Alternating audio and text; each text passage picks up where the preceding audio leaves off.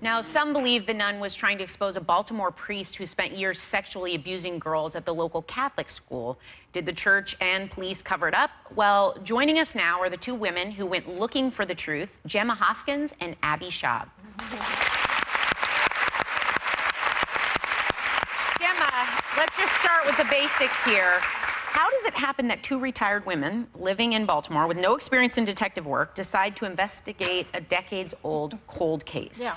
Well, Abby and I were students of Sister Kathy, and we went to Keough together. We were in a lot of the same classes, and it's always High School? Archbishop Keough High School in Baltimore. It's always haunted many of us that this cold case was never solved. And Abby and I had not been, we didn't remain friends after high school, and this brought us back together via social networking.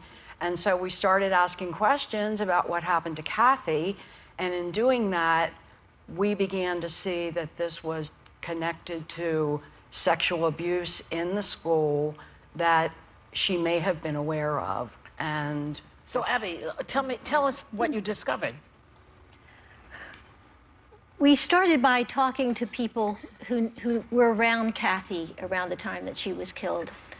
And in the process of that, of course, we talked to our classmates, students and friends, and we began to hear over and over again very difficult stories of sexual abuse, where our Keough High School chaplain was targeting girls through confession, through referrals for behavioral or family problems, and he was taking advantage of their stories to work his way into their lives, abused them, threatened them to keep them quiet. The story just blew up on us. We had not expected any of this, but it just took a turn and went in a different direction. What started out as a murder investigation led you to the sexual abuse allegations. Correct. absolutely. I went to Catholic school. I've been watching this, and I am so horrified by what I've discovered. Just seeing so many girls that were abused and just the conditions of that. We have a clip from a woman who was at the center of this case. Her name is Jean Wayner, and she's talking about an encounter that she had with Father Maskell. Let's take a look. He was angry at me because I wasn't getting better. I remember one time he was real angry and he was raping me, and I can remember my head hitting the wall. He was really upset and angry about something, and he was really taking it out on me. I couldn't figure out what I could do because I kept feeling like every time it was over, I thought, well, maybe this time God forgave me. It's so horrifying. What has the reaction been, Gemma, since you released this series from people? It's been overwhelming, surreal. We have been on the receiving end of many more stories of abuse, and Jean's is representative of many of those.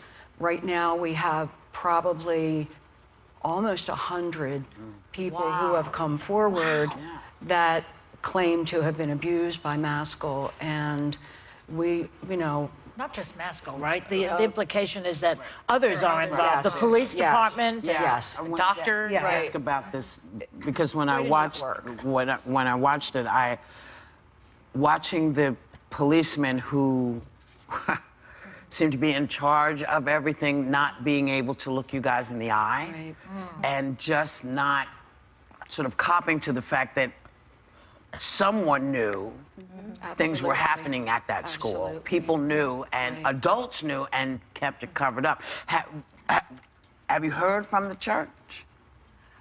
Not directly. We know that the Archdiocese of Baltimore is claiming there were no reports. On the other hand, we have been privy to a number of individuals and families who have shared with us that they did indeed report the abuse to both the school administration and to the Archdiocese of Baltimore. And between the years of 67 and 92, that's almost 30 years of abuse. So people were not quiet. And to the police department as well? Well, the police, it's a different issue because The police department, some officers were involved, and so they took care of Maskell and he took care of them. So a lot of people, The police are interested in the case now, aren't they? Absolutely. What made them change their... Yeah, why are they interested now? Because of you you want two, to answer right? that? Or you, Perhaps because of this documentary. I mean, it was just so well done. But I will tell you, I think I'm the only currently practicing Catholic on the panel. I talk about my faith a lot.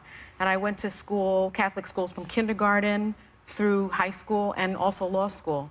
And I struggle with this issue. Did this shake your faith? We both weren't practicing Catholics even in high school, I think. This never was meant to be an anti-religion, anti-Catholic sort of thing. This has always just been a labor of love to try to honor this kind woman who died under mysterious circumstances. And I guess I think two things about your concerns in terms of your faith. I think that you have to separate faith from religion. And I think you have to feel that as a practicing Catholic, those practicing Catholics are really the people who have the opportunity to turn this around. When people from the outside come in, it's us against them, and they put up a wall, and they deny, and they don't want to talk about it. But when their parishioners say, we cannot tolerate youngsters being harmed, the cover-ups by both church and state, this is a widespread pattern they have. Of protecting the abusers to protect the reputation of the church. When practicing Catholics say, I'm not going to give you more money so you can pay settlements and shield yourself from the penalties for behaving like this.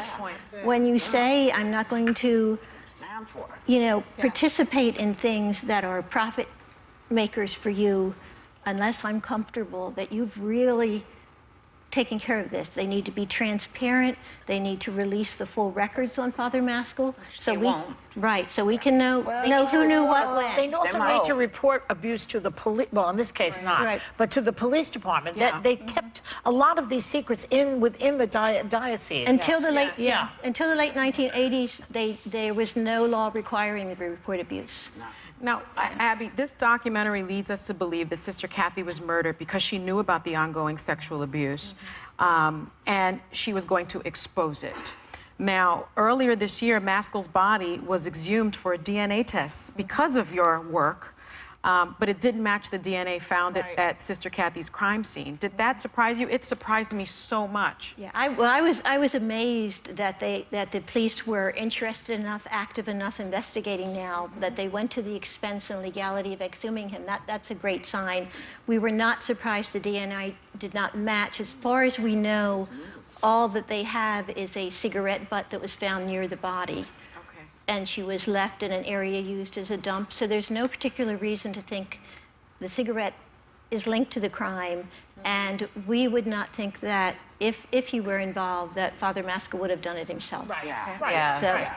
Which is some of those subplots you talk about, some of the Although other he characters. allegedly brought Jane Doe or Jean to Sister Kathy's body. They didn't touch it. But He perhaps just showed it to her. Now, Abby, this is a story about abuse of power, but it also speaks to the power of people. What's the big message you hope viewers will walk away with? I think one of hope and the intrinsic goodness and kindness of people. We started this about 4 years ago, and people from the community, old friends we hadn't seen for 40, 50 years, joined together through social media to try to encourage us, to help us. This hasn't been just us. There's this community of hundreds of people that have helped. I think that one of the things I take away from this is that the two of you were active in it, that the people in this diocese at that time did not speak up. People need to open their mouths when they see something nefarious and evil happening. And you two are the examples of that. And I salute you. It's fantastic what you did. So a big thank you to Gemma Hoskins and Abby Schaub. The Keepers is streaming now on Netflix, and I recommend you check it out. We'll be right back.